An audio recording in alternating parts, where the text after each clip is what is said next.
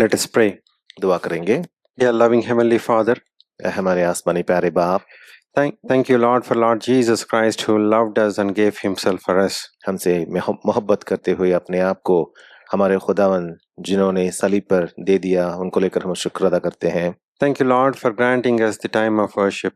खुदावन इबादत के वक्त को लेकर हम आपका शुक्र अदा करते हैं। Lord, as we're going to take part in Lord's table now, और खुदावन जैसे ही हम आप खुदावन की मेज में हाथ डालने वाले हैं, prepare our hearts. हमारे दिलों को आप तैयार कीजिए Please search out our hearts. और हमारे दिलों को आप ढूंढ लीजिए। Please do a diligent search. हमारे अंदर आप एक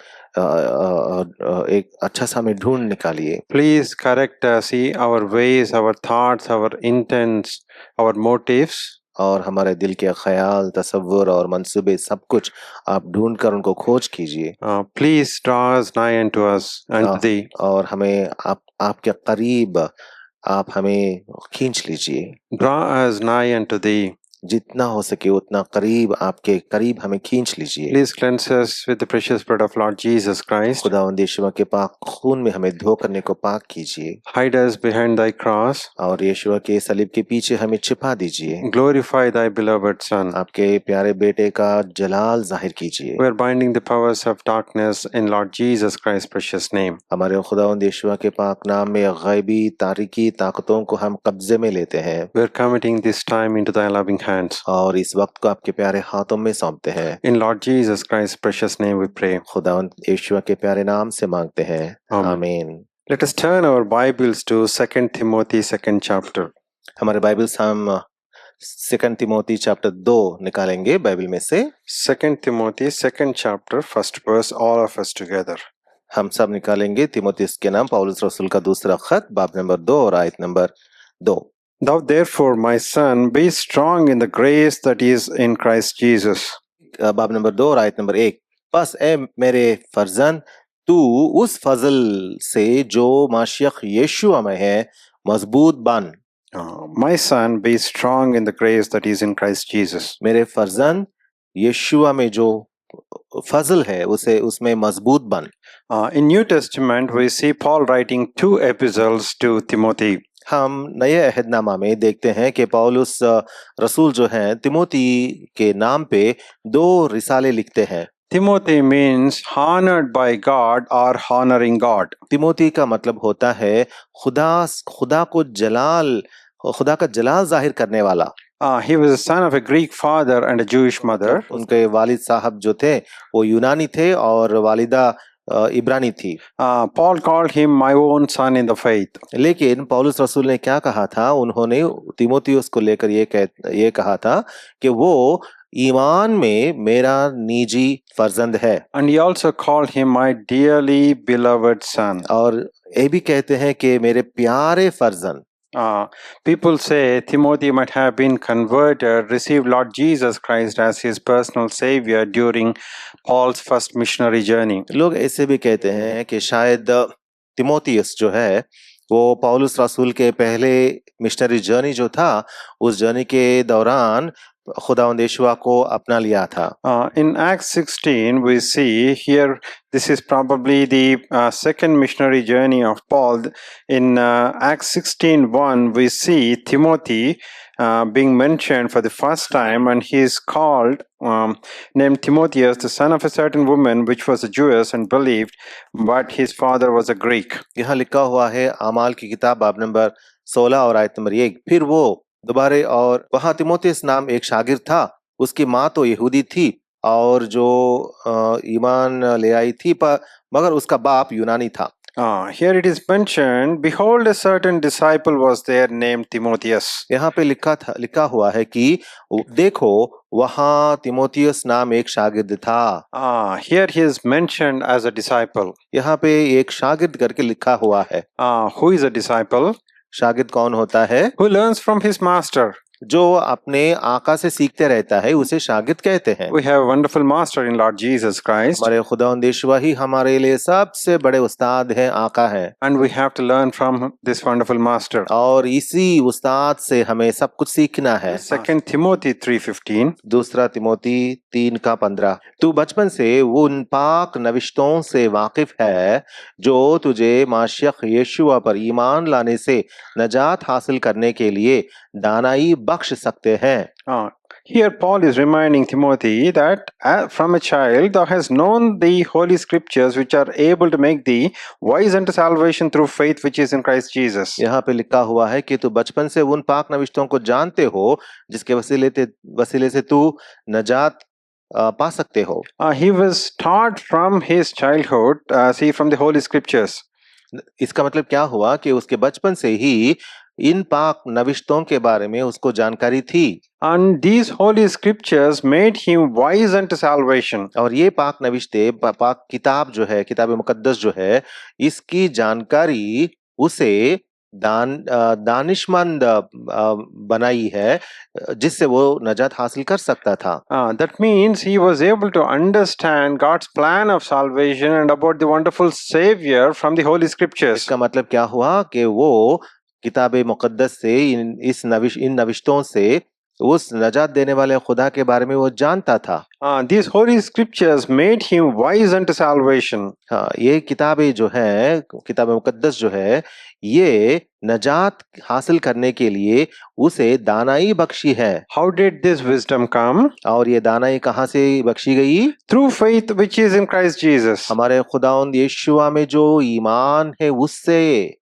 It is important to understand, to appreciate God's word, the holy scriptures. हमेशा हमें याद रखना है कि खुदा का पाक कलाम जो है इसे इसकी जानकारी या इसका इल्म हासिल करना बेहद जरूरी है।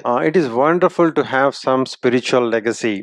हमेशा खानदानी लेगेसी अगर रहेगा, रूहानी लेगेसी अगर रहेगा तो बहुत अच्छा होगा। If we have believing parents, अगर हमारे वालिदैन यीशुई मोमिन होते हैं, who take time to teach their children from the holy scriptures from their childhood, अपने बचपन से किताब मुकद्दस निकाल कर उसमें से अपने बच्चों को सिखाने वाले अगर होते हैं, trying to impress on their children on the claims of Lord Jesus Christ on our lives, हमारी जिंदगियों पर खुदावंद यीशुआ की हुक्मरानी जो होती है उसके बारे में बचपन से बच्चों को अगर सिखाने वाले वालिदैन रहते हैं, children are being prepared to be molded into wonderful use for the master's use, see prepared for every good work. ताकि तब क्या होगा, अगर ऐसे वालिदैन होते हैं तो उनके बच्चे क्या होते हैं, खुदावंद के हाथों में, उस आका के हाथों में बहुत बड़े कारीगर बनकर मुस्तकबिल में उसके हाथों में मुस्तमिल हो सकते हैं।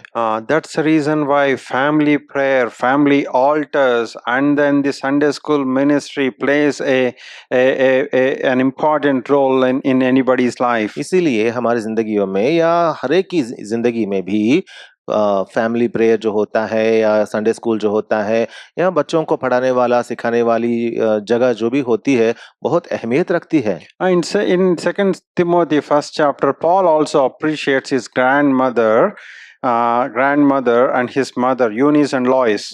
2 तिमोथी चैप्टर 1 और 5 में पौलुस वहाँ पे उनके दादी के बारे में भी, तिमोथियस के दादी के बारे में भी वहाँ लिखते हैं। And then in Acts 16:2 we see, और अमाल की किताब बाब नंबर 16 और आयत नंबर 2 में लिखते हैं, which was well reported of by the brethren that were at Lystra and Iconium. यहाँ पे लिखा हुआ है जो लुस्त्रा और इकोनियम के भाइयों के नाम था। He was very well reported, that means he had a very good testimony. लिखा हुआ है कि उन भाइयों के दरमियान इस भाई तिमोथियुस को नेक नाम था। So Timothy received Lord Jesus Christ as his personal savior. That's what we understand. इन सारी बातों से हम क्या देखने लगे हैं? हमने ये देखा कि खुदावंद यीशुआ को तीमुथियुस ने अपना निजी नजात दहिंदा करके मान लिया था। And he was able to maintain a good testimony. इतना ही नहीं बल्कि बहुत एक नेक नाम की गवाही भी उसने इख्तियार कर ली। And as this person entered into the adulthood, और उसके बाद जैसे ही वो बढ़ते गया, and see, we can understand that as a disciple he started taking the decisions. और हम देखते हैं कि शागिर्द होने के नाते वो अपने फैसले वो खुद करने लगे। He started taking decisions to follow the Lord and to love him and to serve him. और खुदावंद यीशुआ की पैरवी करने के लिए, खुदा की परस्तिश करने के लिए वो फैसले करने लगा। If we read through the portions, see that Paul has written to Timothy. पौलुस के बारे में तीमुथियुस के बारे में पौलुस ने जो भी लिखा है, अगर उन हिस्सों को हम पढ़ते जाएंगे, We understand that Timothy seems to be a very reserved person. हम समझते हैं कि तीमुथी शायद ज्यादा बात नहीं करने वाला था। And Paul repeatedly encouraged him to overcome timidity and fear. और पौलुस हमेशा उसे दिलेर होने के लिए, दिलेरी रखने के लिए, नहीं डरने के लिए उनकी हौसला अफजाई करते रहते थे। Not only Paul was dealing with see Timothy one-on-one, but he was also telling other people to deal gently with him. और पौलुस अपने आप खुद तीमुथियुस के साथ बहुत नरमी से पेश आते थे, बल्कि दूसरों से भी कहते थे कि उसके साथ बड़ी नरमी से पेश आना। Let us see two portions. 1 Corinthians 16:10. देखेंगे दो हिस्से, 1 Corinthians 16:10। Here we see, now if Timotheus come, see that he may be with you without fear, for he worketh the work of the Lord as I also do. पहले कुरिन्थियों की किताब 16:10। अगर तीमुथियुस आ जाए तो ख्याल रखना कि वो तुम्हारे पास बेखौफ रहे, क्योंकि वो मेरी तरह खुदावंद का काम करता है। The way Paul dealt with Timothy, if you carefully observe, अगर हम देखेंगे एहतियात से कि पौलुस रसूल तीमुथियुस के साथ किस तरह बर्ताव करता है, I don't think he was considering Timothy as a junior partner. मैं तो ये नहीं समझता कि पौलुस रसूल ने तीमुथियुस को एक जूनियर पार्टनर जैसा बर्ताव किया है। And he was committing lot of things to Timothy. क्योंकि तीमुथी के हाथों में बहुत सारे काम सौंप देते थे। And Timothy was considered as a co-worker and an equal partner along with Paul. और तीमुथियुस जो है पौलुस रसूल के साथ काम करने वाले बराबर समझा जाता था। And in the young man whom we see that this person seems to be a reserved person, see a timid person, and see very fearful. लेकिन यहाँ तो हम देखते हैं तीमुथी तो एक नौजवान इंसान था और बहुत ज्यादा डरता था, ज्यादा बात करने वाला इंसान भी नहीं था। But Paul could see a different. Paul had a different perspective about Timothy. फिर भी पौलुस रसूल ने तीमुथियुस को देखकर उसके बारे में कुछ और ख्याल रखता था। Paul had seen great Christian character in Timothy. क्योंकि पौलुस रसूल ने तीमुथियुस की जिंदगी में यीशुई कैरेक्टर जो किरदार जो है वो रहना उसके अंदर पौलुस रसूल ने देखा था। Paul appreciated the unfeigned faith that is in Timothy. तीमुथी की जिंदगी में जो निडर बेखौफ ईमान जो है उसको देखकर पौलुस रसूल बहुत खुश थे। Paul could see great compassion and absolute loyalty. और बहुत बड़ी ईमानदारी तीमुथियुस की जिंदगी में पौलुस रसूल ने देखी थी। So Paul was dealing very gently with Timothy. इसीलिए बहुत नरमी से तीमुथी के बारे में वो पेश आते थे। Paul was appreciating the faith and other important things in Timothy's life. तीमुथी की जिंदगी में पौलुस रसूल ने ईमान और बाकी चीजों पर भी नजर करते थे। But more importantly, Paul was trying to stir up the spirit of Timothy. लेकिन इन सब बातों के अलावा पौलुस रसूल हमेशा तीमुथियुस की रूह जो है उसे उसकी रूह की अफजाई करने के लिए वो सोचते थे। 2 Timothy 1st chapter 7th verse. Second Timothy 2 Timothy, first chapter, 7th verse. Second Timothy first chapter 7th verse.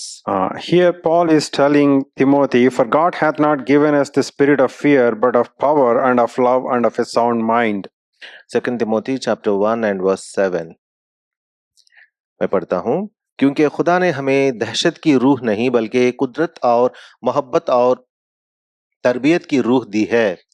So Paul was encouraging Timothy that you have been given a blessed Holy Spirit. It's not a spirit of fear, but of power and of love and of a sound mind. तो पौलुस रसूल ने तिमोथी को हमेशा उसकी रूह अफजाई करते हुए कहता था कि तेरे अंदर दहशत की रहने की जरूरत नहीं है, क्योंकि खुदा ने हमें दहशत की रूह नहीं बल्कि कुदरत और मोहब्बत और तरबियत की रूह दी है. In 1 Timothy 6:11, we see Paul calling him, "O man of God." First Timothy 6:11. First Timothy 6:11 में हम पढ़ते हैं, मगर ए मर्द खुदा करके यहाँ तिमोथी के बारे में पुकारा गया है, बताया गया है. He was called as a man of God. उसे मर्द खुदा करके बताया गया है. In 12th verse, he was telling him, fight the good fight of faith, lay hold on eternal life, whereunto thou wert also called, and hast professed a good profession before many witnesses. 12वीं आयत में, ईमान की अच्छी कुश्ती लड़, उस हमेशा की जिंदगी पर कब्जा कर ले जिसके लिए तू बुलाया गया था और बहुत से गवाहों के सामने अच्छा इकरार किया था. He was reminding Timothy that he is in a battlefield and he has to fight a good fight of faith. यहाँ पे पौलुस रसूल याद दिलाते हैं तिमोथी को कि आप एक मैदान जंग में हैं और बहुत अच्छा लड़ना है और जीतना भी है. And he started appreciating him that you have possessed a good profession before many witnesses. और ये भी कहने लगे हैं कि बहुत सारे गवाहों के सामने अपने अच्छे इकरार किए हैं. We understand that Timothy was entrusted to oversee the affairs of the church at Ephesus. हमें जानकारी है कि एफिसस में जो इक्लेसिया है उसकी निगाहबानी के लिए तिमोथियुस को काम सौंपा गया था. That's the reason why Paul talks about several things about the conduct of people in the living church of God. इसीलिए खुदा के इक्लेसिया में लोगों का रवैया बर्ताव कैसा रहना है, ये सारी बातें पौलुस रसूल अपने रिसाले में तिमोथी को सिखाते जाते हैं. First Timothy, see the letter to the first letter to Timothy, people call it as a leadership manual for church organization and administration. यहाँ पे पहला तिमोथी उसकी ये किताब जो है, इसके बारे में लोग कहते हैं कि मुस्तकबिल में चर्च लीडरशिप के लिए या इंतजाम के लिए तिमोथी को तैयार करने के लिए पौलुस रसूल ने ऐसा लिखा है. Paul was talking about a lot of practical aspects in the affairs of the church. Church के इंतजाम में या प्रैक्टिकल अफेयर्स जो होते हैं उसके बारे में पौलुस सिखाते जाते हैं तिमोथी को. But 2 Timothy is the last known words to pen from apostle's pen. लेकिन 2 तिमोथी जो है ये दूसरे तिमोथी की किताब जो है ये पौलुस रसूल की आखिरी खत है. And Paul certainly knew that he's not having much time. और पौलुस रसूल जानकारी रखते थे उन दिनों में कि 2 तिमोथी लिखते वक्त कि उनके पास ज्यादा दिन नहीं बचे हैं. The motive of Paul's motive to Timothy while writing this letter was to keep moving on. और जैसे पौलुस रसूल दूसरी तिमोथी लिखते हैं तो उन दिनों में उनके पौलुस रसूल के दिल में ये ख्याल था कि तिमोथी को ये सिखाए कि आगे बढ़ते जा. Let us come back to the verse with which we started this meditation. इस मेडिटेशन को मुताले को हमने जिस आयत से शुरू किया है वहां फिर हम वापस आएंगे. 2 Timothy 2nd chapter 1st verse. दूसरा तिमोथी बाब नंबर 2 और आयत number 1. Thou therefore, my son, be strong in the grace that is in Christ Jesus. बस ऐ मेरे फरजंद तू उस फजल से जो माशियक यीशु में है मजबूत बन. Paul talks about grace that is in Christ Jesus. खुदावंद यीशुआ में जो फजल मौजूद है, खुदावंद यीशुआ में, उस फजल के बारे में पौलुस रसूल यहाँ बात कर रहे हैं। Paul mentions about God's grace lot of times. और यहाँ पे पौलुस रसूल हम बहुत सारी बार हम देखते हैं कलाम में कि वो खुदा के फजल के बारे में बात करते रहते हैं, He experienced God's grace in the most difficult times in his ministry. क्योंकि उनकी खिदमत गुजारी के वक्त के दौरान बहुत मुश्किल आयाम में भी दिनों में भी खुदा के फजल को वो चखते आया। Lord told Paul one time that my grace is sufficient for thee. और उस कश्मकश में उन तकलीफों में खुदावंद यीशुआ ने एक बार कहा था पौलुस रसूल से कि मेरा फजल तेरे लिए काफी है। Now Paul is telling his son in the faith, my son, be strong in the grace that is in Christ Jesus. अब खुदावंद यीशुआ में जो वो फजल है उसके बारे में पौलुस रसूल तिमोथी को सिखाते हैं और कहते हैं तू उस फजल से उस फजल से मामूर होकर मजबूत बन। In 2 Timothy 2nd chapter, we see Paul talking about few things. यहाँ पे 2 तिमोथी चैप्टर 2 में पौलुस रसूल को चंद बातें कहते हैं। In verses from 3rd verse to the 7th verse, we see हम आयत नंबर 3 से लेकर 7वीं आयत तक हम देखेंगे तो Paul is taking an example of 3 people. यहाँ पे 3 लोगों का एक मिसाल पौलुस रसूल लेते हैं। The first one is a soldier. पहला मिसाल है एक सिपाही की। The second one is an athlete. दूसरा है भाग दौड़ करने वाला। The last one is the farmer. और तीसरा मिसाल है खेती बाड़ी करने वाला। It is called as a husbandman here. यहाँ पे किसान करके लिखा हुआ है। So 3 people, soldier, athlete and farmer. और इस सिपाही, भाग दौड़ करने वाला और किसान। Soldier has to prepare himself so that he'll enjoy victory, he'll have success in the warfare. और सिपाही को अगर लेंगे तो अपने आप को अच्छे तरीके से तैयार कर लेगा क्योंकि उसे जंग में जीतना है। Athlete have to play according to the rules or strive lawfully. दंगल में मुकाबला करने वाला या भागदौड़ करने वाला उसे भी किस तरीके से नेकी से, रास्तबाजी से भागदौड़ करना है और जीतना है। Husbandman or the farmer should labor hard so that he is going to be the partaker of the fruits. और किसान भी बहुत मेहनत करना चाहिए उसे भी, क्योंकि आने वाले पैदावार का हिस्सा उसे लेना है। And then in verse 7 he says, consider what I say and the Lord give thee understanding in all things. इसीलिए वो आखिर में 7वीं आयत में कहता है, जो मैं कहता हूँ उस पर गौर कर, क्योंकि खुदावन तुझे सब बातों की समझ देगा। And then see, let's move on to the 15th verse. और बाद में हम 15वीं आयत में देखेंगे। So here Paul is telling Timothy, study to shew thyself approved unto God, a workman that needeth not to be ashamed, rightly dividing the word of truth. 15वीं आयत में कहते हैं, अपने आप को खुदा के सामने मकबूल और ऐसे काम करने वाले की तरह पेश करने की कोशिश कर जिसको शर्मिंदा होना ना पड़े और जो हक के कलाम को दुरुस्ती से काम में लाता हो। Study to shew thyself. अपने आप को खुदा के सामने मकबूल ठहराओ। And then approved unto God. और उसके सामने तू मकबूल ठहराओ।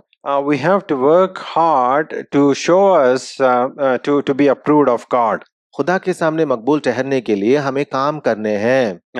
We have to rightly divide the word of God. उसके बाद से हमें क्या करना है? कलाम को दुरुस्ती से काटना है या तकसीम करना है। As we study the word of God, we have to apply spiritual and then the literal principles while dividing the word of God. खुदा के कलाम को काम में लाने का मतलब ये होता है कि जब हम खुदा के कलाम को पढ़ते हैं तो उसे पढ़ने के वक्त उसमें जिस्मानी बातें जो हैं, रूहानी बातें जो हैं, उनको तकसीम करते हुए, हमें अलग करते हुए उसे पढ़कर समझना है।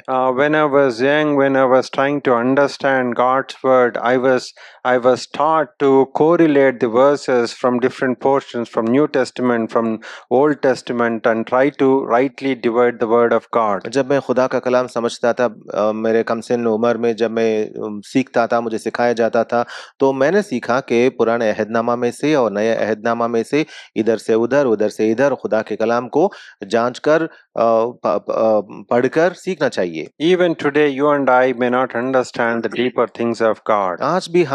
आज भी खुदा के कलाम के बहुत गहराई की बातें जो होती हैं, सब की सब वो बातें समझ में शायद नहीं आ सकती हैं। We are still learning God's word. We are trying to understand God's heart, see, to our lives.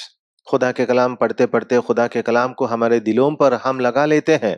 As we apply the spiritual principles, इन रूहानी उसूलों को अगर हमारे दिलों पर हम अगर लागू करेंगे, what are the spiritual principles? मतलब ये रूहानी उसूल क्या है? Spiritual principles are prayer, or the cleansing of our heart, or the illuminated, by the Holy Spirit. रूहानी उसूलों में ये उसूल भी शामिल है कि खुदा के रूहुल कुद्स के जरिए से हमारे दिल को पाकीज़गी हासिल होती है। Prayerfully we have to read, and prayerfully we have to cleanse our lives from all the filthiness. इसलिए इस वास्ते दुआ के साथ दुआ में मशगूल होते हुए हमें हमारे दिलों पर जो भी दुनियावी ऐब और गंदगी और गलाजत आ चुकी है, इनको निकालना पड़ता है। We have to be enlightened, illuminated by the Holy Spirit. और हमारे रूहुल कुद्स जो है, रूहुल कुद्स के जरिए से हमें फिर से नए तरीके से मुनव्वर होते जाना है। And also when we are going through the God's word, we have to apply literal principles. इतना ही नहीं बल्कि जब हम खुदा के कलाम के उसूलों को जानने लगते हैं, तो उनको लिटरली हमें लेना है। We have to understand the mind of the author or the historical perspective. मतलब वो जो भी पढ़ाया जाता है, वहाँ पे लिखा गया है, जो भी हम समझते हैं, उनके लिखने वाले किस जमाने में के थे और उनका ख्याल और सोच क्या था, उसे भी हमें सोचना है, याद में रखना है। We have to understand the context of the passage. और एक कॉन्टेक्स्ट जो है पैसेज का, उसे भी हमें याद में रखना है। Let me give you an example. मसलन Joshua was promised success if he continues to meditate day and night. Yehoshua को ये बताया गया था कि अगर वो दिन रात मोशे के तोरा पर वो मुताला करते रहेगा तो वो तरक्की पाएगा। He won that success when he conquered the nations of Canaan. और जब कनान मुल्क के जो लोग थे, उन पर फतहयाब होने के बाद उसने ये बातें सीखी। He was a disciple of Moses. Yehoshua कौन था? मोशे का शागिर्द था। And Joshua, he enjoyed personal relationship with God. और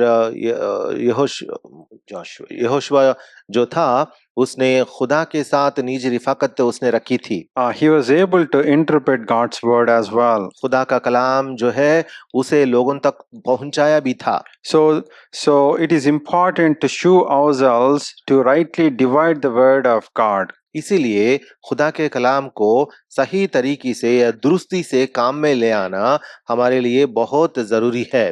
We have to carefully, diligently search the scriptures. We were taught to read God's word on our knees. इसीलिए हमें सिखाया गया है कि हर दिन घुटने टेक कर घुटने पे खुदा का कलाम पढ़ें और सीखें। So that's how we learn God's word. इस तरीके से हम खुदा का कलाम सीखते हैं हर दिन। So that's the first one that we have seen. Show thyself rightly dividing the word of God. तो पहली बात हमने ये देखी है कि कलाम को दुरुस्ती से काम में ले आना है। Second one is endure hardness as a good soldier of Lord Jesus Christ. दूसरी बात यह है कि खुदावंद यीशुआ के अच्छे सिपाही होकर तकलीफों को झेलना है। In Christian life, it is important to have endurance. यीशुई जिंदगी में झेलना जो होता है वो बहुत अहमियत रखता है। You see, you may be engaged in the civil engineering projects or software projects. आप शायद सिविल इंजीनियरिंग प्रोजेक्ट्स हो या सॉफ्टवेयर प्रोजेक्ट्स हो, उनमें शायद आप मशगूल होते हैं। People they try to test the endurance with the stress test or performance test or load test. लोग क्या करते हैं, एक इंसान का ये बोझ उठाने का सलाहियत जो होती है उसे कुछ स्ट्रेस टेस्ट देकर उसको नापते हैं। How much load this particular structure can take? मतलब एक स्ट्रक्चर अगर तामीर करेंगे तो ये स्ट्रक्चर जो है कितना लोड ले सकता है। How much load this how much load this particular software component can bear? या ये सॉफ्टवेयर हमने जो बनाया है ये सॉफ्टवेयर कितना लोड ले सकता है।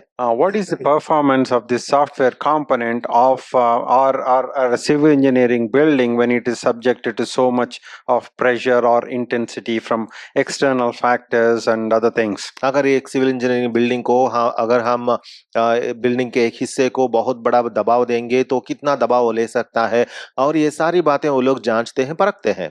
Our faith is also tested in our life's journey. हमारी जिंदगी में हमारा ये जो ईमान है इसे भी खुदा परखता है, नापता है। A good soldier of Lord Jesus Christ has to endure hardness. हमारे खुदावंद यीशुआ के कलाम में लिखा हुआ है कि एक अच्छे सिपाही जो है, खुदावंद यीशुआ का एक अच्छा सिपाही जो है उसे बहुत तहम्मुल से आगे बढ़ना है और झेलना है। Facing hardships, opposition in every corner, deceit, mockery, these are all enemy's devices. हर एक मुसीबत को झेलना है, तकलीफ को झेलना है, और लोग अगर ठट्ठों में उड़ाएंगे तो झेलना है। हर एक इंसानी बदसलूकी को झेलते आगे बढ़ना है। Enemy always tries to pull you down. सातान जो है, हमारा दुश्मन जो है, वो हमेशा हमें पीछे खींच कर नीचे गिराना चाहता है। But God hath given us all the resources so that we can have victory. लेकिन खुदा ने हमें सब की सब चीजें दी है जिसे हम फतह हासिल कर सकते हैं। A soldier of Lord Jesus Christ is given the whole armor of God. हमारे खुदावंद यीशुआ के शागिर्द जो होते हैं उनके लिए होल आर्मर ऑफ गॉड दिया गया है। We are not fighting against the flesh and blood. हम तो जिस्म और जिस्म और खून से हम झगड़ते नहीं है या लड़ते नहीं हैं। We are fighting against the powers of darkness opposing us all the time. हम तो एक हमारे ऊपर हमेशा हावी होने के लिए कोशिश करने वाली रूहानी ताकतों से, गायबी तारीकी ताकतों से हम लड़ते हैं। In Ephesians 6 chapter 10th verse to 18th verse we see Paul talking about the whole armor of God. इफिसियों की किताब बाब नंबर 6 और आयत नंबर 10 से नीचे हम पढ़ते हैं कि यहाँ पे लिखा हुआ है कि खुदा का होल आर्मर क्या होता है। In the interest of time we are not going to meditate on the whole armor of God, but it is very important for a soldier to make use of the whole armor of God. वक्त की कमी की वजह से हम उसके बारे में पूरा देख नहीं पाएंगे, लेकिन एक यीशुई मोमिन की जिंदगी में ये होल आर्मर ऑफ गॉड या रूहानी जंग के हथियार जो उर्दू में कहा जाता है, इसको पहनना बेहद जरूरी है। Enduring hardness as a good soldier of Lord Jesus Christ. और इस रूहानी जंग के हथियार को पहनकर खुदावंद यीशुआ के अच्छा सिपाही होकर हमें जंग जीतना है। For endurance, Paul gives see two examples.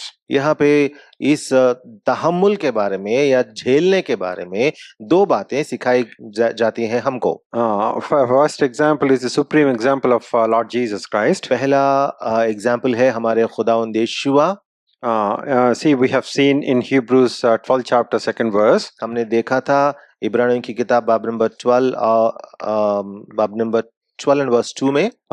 Here we have seen 12:2, who for the joy that was set before him endured the cross, despising the shame, and is set at the right hand of the throne of God. और ईमान की बानी और कामिल करने वाले यीशुआ को तकते रहें, जिसने उस खुशी के लिए जो उसकी नजरों के सामने थी, शर्मिंदगी की परवाह ना करके सलीब पर दुख सहा और खुदा के तख्त की दाहिनी तरफ जा बैठा। This is what we have meditated in the worship time. इबादत के वक्त हमने इस आयत पर हमने मुताला किया था। He endured the cross, despising the shame. शर्म को सहते हुए उसने सलीब को सहा।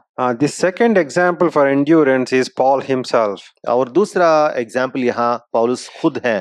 2 Timothy 2nd chapter 10th verse. 2 Timothy chapter 2 verse 10. Here he says, therefore I endure all things for the elect's sakes. दूसरा तिमोथी 2:10 इस सबब से मैं बरगुजीदा लोगों की खातिर सब कुछ सहता हूँ। He was bearing all things, all the afflictions for the elect's sakes. That means for the people of God. बरगुजीदा लोगों की खातिर सब कुछ वो सहता रहा, मतलब बरगुजीदा लोगों का मतलब होता है खुदा के लोगों की खातिर। A man of God or the servant of God has to endure for the people of God. खुदा का मर्द या खुदा का खादिम जो होता है उसे खुदा के लोगों के वास्ते बहुत कुछ झेलना सहना पड़ता है। Unless he suffers, unless he takes the responsibility, unless he endures the afflictions, he'll not be able to, he'll not be a good soldier of Lord Jesus Christ. जब तक वो झेलने के लिए तैयार ना होगा, जब तक वो तकलीफ उठाने के लिए तैयार ना होगा, तब तक वो खुदावंद यीशुआ का अच्छा सिपाही ना होगा।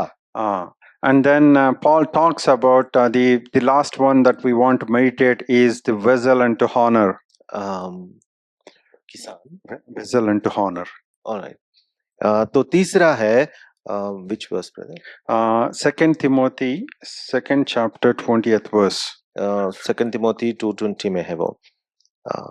But in a great house there are not only vessels of gold and of silver, but also of wood and of earth, and some to honor and some to dishonor. इज्जत का बर्तन जो है, इसके बारे में तीसरी बात हम देखने वाले हैं।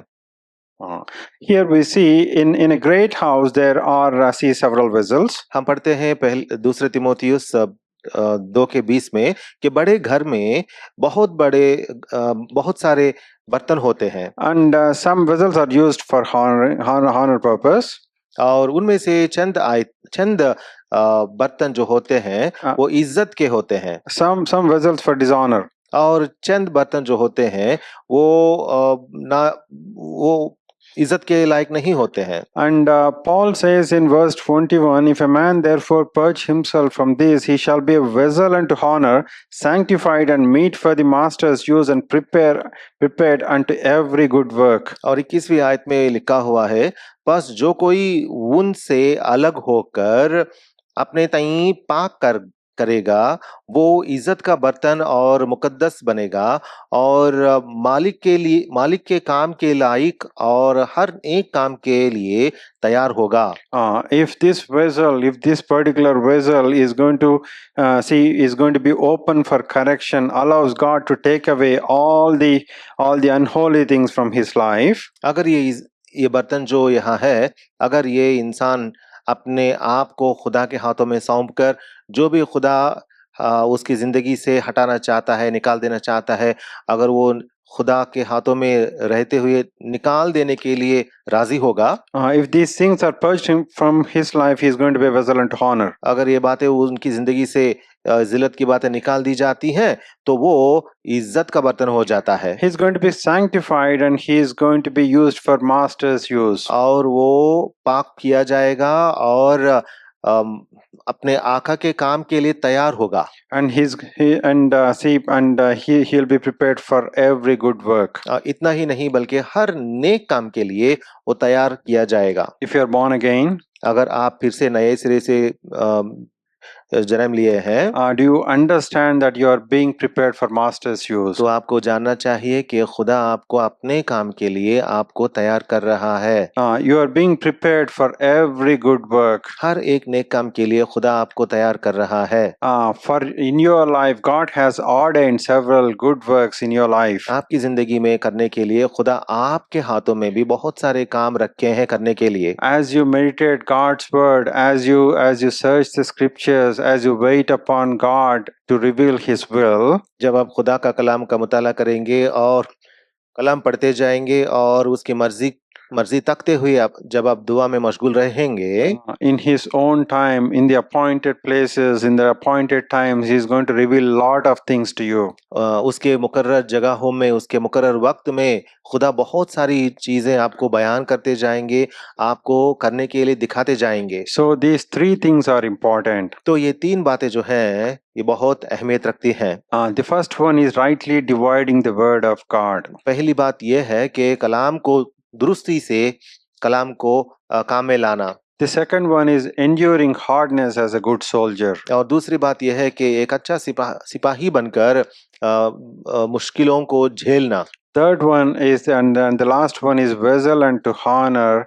For masters use prepared for every good work. और तीसरी बात यह है कि खुदावंद के हाथों में काम में आने के लिए एक इज्जत का बर्तन बनना। May the Lord help each one of us to be a vessel unto honor. हम सबों को खुदावन अपने लिए इज्जत के बर्तन की तरह तैयार करे। A vessel unto honor that is going to glorify the master. इज्जत का बर्तन हम सब बने ताकि हमारी जिंदगियों में से हमारे खुदावंद का जलाल जाहिर होते रहे।